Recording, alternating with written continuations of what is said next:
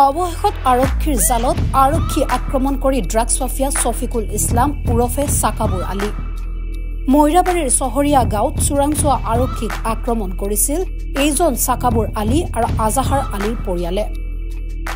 বিগত দুটা দিনে সাকাবুৰ আলী আৰু আজাহাৰ আলীক বিচাৰি মৈৰাবাৰী আৰক্ষীয়ে চলাইছিল তীব্ৰ অভিযান। অৱশেষত মঙলবাৰে পুৱা 11 বজাত আৰক্ষীয়ে গ্ৰেপ্তাৰ কৰে সাকাবুৰ আলীক। লগতে গ্ৰেপ্তাৰ কৰে ঘটনাৰ লগত জড়িত আন দুজন অভিযুক্তক। উল্লেখ্য যে বৰ্তমানলৈকে পলাতক অৱস্থাতেই আছে আন এজন আৰক্ষী আক্ৰমণকাৰী আজাহাৰ আলী। আজাহাৰ আলীক বিচাৰি অব্যাহত আছে আৰক্ষীৰ অভিযান। পোনপ্ৰথমেই মই মৰিগাঁও জিলা আমচুৰ তৰফৰ পৰা ইতিমধ্যে চহৰীয়া গাঁৱত যি এটা দুৰ্ভাগ্যজনক ঘটনা হৈ গ'ল, ড্ৰাগছ মাফিয়াৰ লগত আৰক্ষীৰ মাৰপিটৰ দৰে ঘটনা হৈছে। প্ৰথমে এই ঘটনাটোক ধিক্কাৰ জনাইছোঁ, গৰিহণা দিছোঁ আৰু আমি দাবী জনাইছোঁ আমচুৰ তৰফৰ পৰা যে উক্ত ঘটনাৰ লগত জড়িত থকা প্ৰতিজন ব্যক্তিক আৰক্ষীয়ে কঠোৰ হাতেৰে দমন কৰিব লাগে, তেওঁলোকক গ্ৰেপ্তাৰ কৰিব লাগে, দৃষ্টান্তমূলক শাস্তি দিব লাগে। ড্ৰাগছৰ ক্ষেত্ৰত আমাৰ আমচুই সদায় আৰক্ষীৰ লগত সহায় সহযোগ কৰি যাব।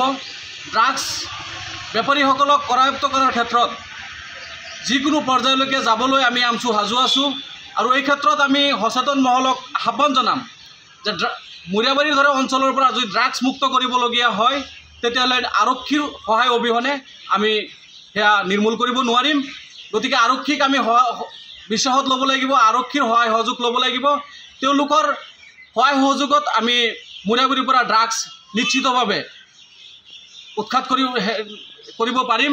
যদি আৰক্ষীৰ লগত তেনেকুৱা হতাহতি ঘটনা হয়, আমি সচেতন মহলে যদি মাত নামাতো নিশ্চয় আমাৰ কৃপণলী কৰা হ'ব। গতিকে এই ক্ষেত্ৰত আমি আৰক্ষীক সদায় সহযোগ কৰি যাম আৰু এই ড্ৰাগছ পেডলাৰসকলক আৰক্ষীয়ে গ্ৰেপ্তাৰ কৰাৰ ক্ষেত্ৰত আৰু কঠোৰ হওক। আমি দল সংগঠন হিচাপে মৰিয়াবাৰীৰ সচেতন ৰাইজ হিচাপে আমি সহায় সহযোগ কৰি যাম। আৰু এই ঘটনাৰ লগত জড়িত থকা ইতিমধ্যে গম পাইছোঁ যে কেইবাজন ব্যক্তিক আৰক্ষীয়ে গ্ৰেপ্তাৰ কৰিছে, কিন্তু এইকেইজনক গ্ৰেপ্তাৰ কৰি আৰক্ষী ক্ষান্ত নাথাকি বাকী আৰু যদি কোনোবা ব্যক্তি তাৰ লগত জড়িত আছে তেওঁলোককো আৰক্ষীয়ে গ্ৰেপ্তাৰ কৰিব লাগে। আৰু এটা অনুৰোধ জনাম আৰক্ষীক যাতে এই ঘটনাৰ আলম লৈ আৰক্ষীয়ে যাতে কোনো নিৰীহ লোকক হাৰাশাস্তি নকৰে। যিসকলে অপৰাধ কৰিছে তেওঁলোকক আৰক্ষীয়ে কঠোৰৰ পৰা কঠোৰ শাস্তি বিহক। আমি আমচুৱে সহযোগ কৰি যাম।